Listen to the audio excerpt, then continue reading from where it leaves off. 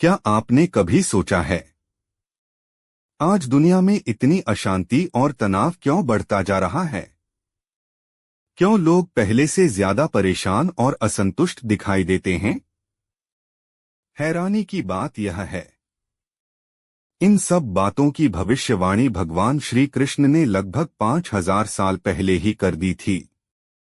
श्रीमद् भागवत महापुराण में कलयुग के लक्षणों का विस्तार से वर्णन मिलता है।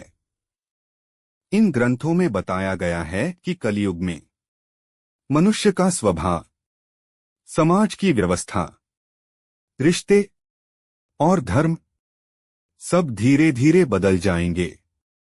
आज जब हम अपने आसपास देखते हैं तो लगता है कि ये भविष्यवाणियां सच होती जा रही हैं। अब सवाल यह है, कलयुग वास्तव में क्या है? हिंदू धर्म के अनुसार समय को 4 युगों में बांटा गया है। सतयुग, त्रेतायुग, द्वापर युग और कलियुग। सतयुग को सत्य और धर्म का युग कहा जाता है।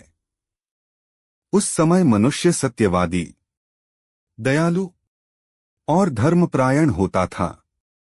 त्रेतायुग में धर्म थोड़ा कम हुआ। द्वापर युग में धर्म आधा रह गया और जब द्वापर युग समाप्त हुआ तब कलियुग की शुरुआत हुई। ऐसा माना जाता है कि भगवान कृष्ण के पृथ्वी से प्रस्थान के बाद ही कलियुग शुरू हुआ। कलियुग को सबसे कठिन युग कहा गया है क्योंकि इस युग में मनुष्य के भीतर लोभ, क्रोध, मोह और अहंकार बढ़ जाते हैं। भगवान कृष्ण ने बताया था कि कलयुग में धर्म धीरे धीरे कमजोर हो जाएगा। लोग धर्म का पालन केवल दिखावे के लिए करेंगे। कई लोग धार्मिक कार्य तो करेंगे, लेकिन उनके जीवन में धर्म का वास्तविक पालन कम होगा। कलयुग में धर्म का आधार केवल 1/4 रह जाता है।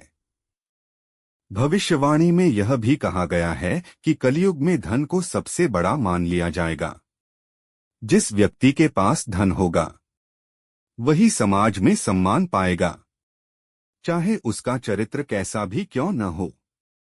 आज के समाज में भी अक्सर यही देखने को मिलता है। इसी तरह भगवान कृष्ण ने यह भी बताया था कि कलयुग में रिश्तों में स्वार्थ बढ़ जाएगा। पहले रिश्ते प्रेम और विश्वास पर आधारित होते थे, लेकिन कलयुग में कई रिश्ते स्वार्थ पर आधारित हो जाएंगे। लोग तब तक साथ रहेंगे जब तक उन्हें उससे लाभ मिलता रहेगा, और जब लाभ खत्म होगा तो रिश्ते भी कमजोर पड़ने लगेंगे। एक और भविष्यवाणी यह थी कि कलयुग में सत्य बोलने वाले लोगों की संख्या कम होती जाएगी। लोग अपने स्वार्थ के लिए झूठ बोलने से भी नहीं हिचकेंगे। सत्य बोलने वाला व्यक्ति भी कई बार परेशानियों का सामना करेगा।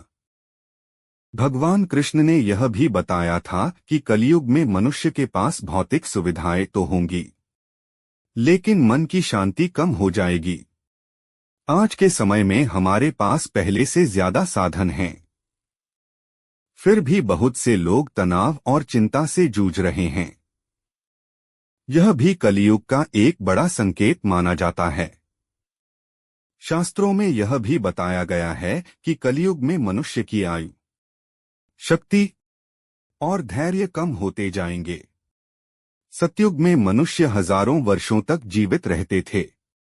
त्रेतायुग में यह आयु कम हुई, द्वापर युग में और कम हुई, और कलयुग में मनुष्य की औसत आयु बहुत कम रह गई है। भविष्यवाणी में यह भी कहा गया है कि कलयुग में प्रकृति का संतुलन भी बिगड़ने लगेगा। कभी अत्यधिक गर्मी, कभी अत्यधिक ठंड, कभी भारी वर्षा और कभी सूखा।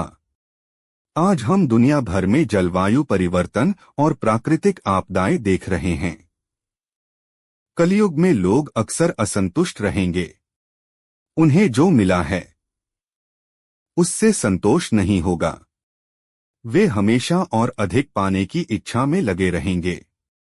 यही असंतोष धीरे धीरे तनाव और संघर्ष को बढ़ाता है। लेकिन भगवान कृष्ण ने कलयुग के लिए एक बहुत सरल उपाय भी बताया है। शास्त्रों के अनुसार कलयुग में भगवान के नाम का स्मरण ही सबसे बड़ा साधन है।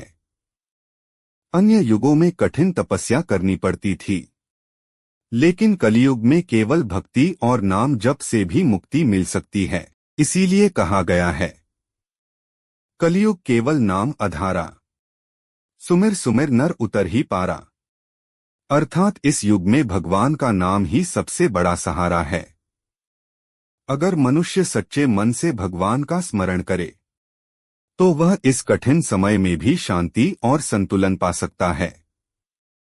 अगर आपको यह जानकारी अच्छी लगी तो वीडियो को लाइक करें और कमेंट में लिखें, जय श्री कृष्ण।